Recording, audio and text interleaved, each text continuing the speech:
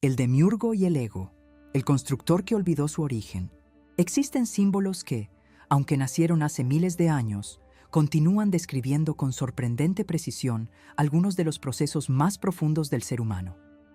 Uno de ellos es el demiurgo, una figura central de la tradición gnóstica cuya enseñanza conserva una extraordinaria vigencia. La palabra demiurgo proviene del griego demiurgos, que significa artesano, constructor o arquitecto. En la filosofía de Platón era el artífice que daba forma al universo. Sin embargo, en los escritos gnósticos, este símbolo adquirió un significado diferente. Para la gnosis, el demiurgo representa la inteligencia que organiza y gobierna el mundo material, pero que desconoce la realidad superior de la cual procede. No es el principio absoluto ni la fuente de toda existencia. Es un creador limitado que, al olvidar su verdadero origen, termina creyéndose el único Dios. En el apócrifo de Juan, uno de los textos más importantes descubiertos en Nag Hammadi, el demiurgo, llamado Yaldabaoth, proclama: «Yo soy Dios y no hay otro fuera de mí». Pero inmediatamente una voz superior responde: «Estás equivocado, Samael. El nombre Samael suele traducirse como el Dios ciego o la ceguera de Dios. No se trata únicamente de un nombre, sino de un símbolo. Representa la condición de una conciencia que, al haber olvidado su origen, cree ser el centro absoluto de la realidad». El mismo personaje también recibe el nombre de Saclás, que significa el necio o el insensato, porque la verdadera necedad no consiste en carecer de inteligencia, sino en creer que se posee toda la verdad mientras se ignora la propia limitación. Más allá de interpretar al demiurgo como una entidad cósmica, estos nombres pueden comprenderse como una profunda enseñanza acerca del ser humano. La ceguera, la necedad y la ilusión de ser el centro son posibilidades que también existen en nuestro interior. Quizá por eso estos antiguos textos siguen siendo tan actuales. Si observamos este símbolo desde una perspectiva psicológica, resulta difícil no encontrar un paralelismo con el ego. El ego es, en muchos sentidos, nuestro demiurgo interior. Desde los primeros años de vida, comienza a construir una identidad. Organiza recuerdos, emociones, creencias, heridas, deseos, miedos y experiencias. Gracias a él, aprendemos a desenvolvernos en el mundo. Desarrollamos una personalidad y adquirimos una historia con la cual nos identificamos. Sin esa estructura sería imposible vivir. El problema no radica en la existencia del ego, sino en el momento en que olvida que es solamente una parte del ser humano y comienza a comportarse como si fuera la totalidad. Así como el demiurgo contempla el universo que ha organizado y exclama: «Yo soy Dios y no hay otro fuera de mí», el ego también habla constantemente desde nuestro interior. No utiliza necesariamente esas palabras, pero actúa como si toda la realidad comenzara y terminara en aquello que piensa, siente o recuerda. Entonces dejamos de observar la vida tal como es y comenzamos a verla únicamente a través de la organización psicológica que hemos construido. Cada experiencia pasa por el filtro de nuestras heridas, nuestros miedos, nuestras expectativas y nuestras creencias. Ya no reaccionamos al acontecimiento presente, sino a la interpretación que nuestra personalidad hace de él. Dos personas pueden vivir exactamente el mismo evento y experimentar realidades completamente distintas. El acontecimiento es el mismo. Lo que cambia es el mundo interior desde el cual cada una lo contempla.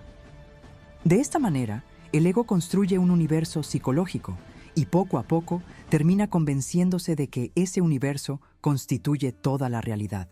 Aquí aparece Samael, la ceguera. No vemos las cosas como son, sino como nuestra estructura psicológica nos permite verlas. Aparece también Saclás, la necedad.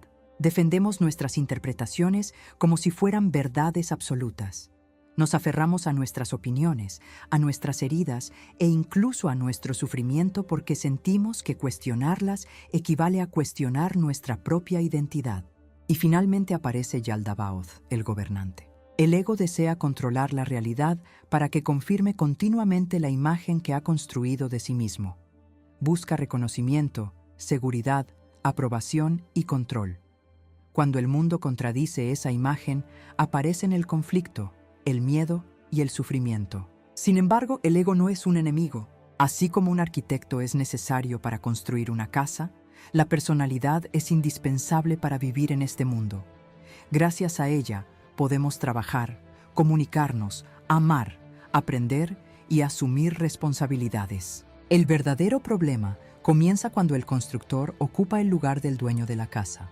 El trabajo sobre uno mismo no consiste en destruir al ego, sino en devolverlo a su función natural.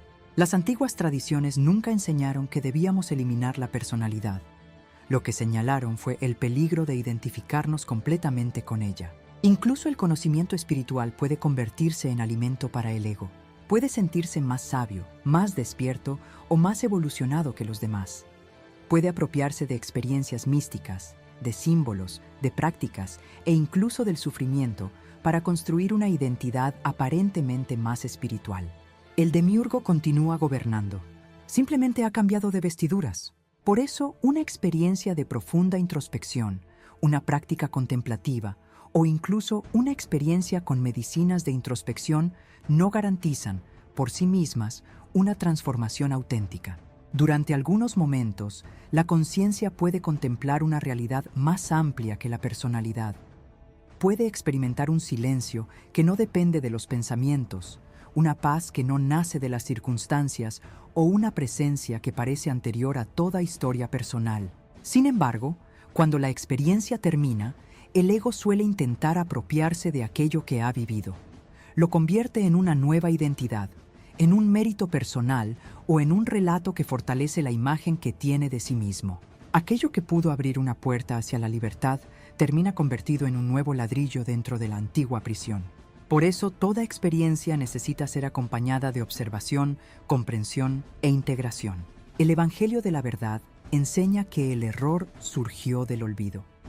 Mientras el ser humano permanece en ese olvido, vive atrapado en las formas que él mismo ha construido. La gnosis, por el contrario, no consiste simplemente en acumular conocimientos, sino en recordar quiénes somos antes de las identificaciones. El Evangelio de Tomás expresa esta verdad con una de sus frases más conocidas. Cuando os conozcáis a vosotros mismos, entonces seréis conocidos y comprenderéis que sois hijos del Padre viviente. El conocimiento del que hablan estos textos no es intelectual, es una experiencia directa de la propia naturaleza. Cuando puedo observar un pensamiento sin confundirme completamente con él, descubro que soy más que ese pensamiento. Cuando puedo contemplar una emoción sin ser arrastrado por ella, descubro que existe en mí una presencia más amplia que esa emoción. Cuando reconozco que una herida está interpretando el presente, comienza a romperse el dominio absoluto del pasado. Ese acto de observar constituye uno de los primeros movimientos de la conciencia despierta. La conciencia comienza entonces a recordar aquello que el demiurgo había olvidado, que existe una realidad más profunda que la personalidad.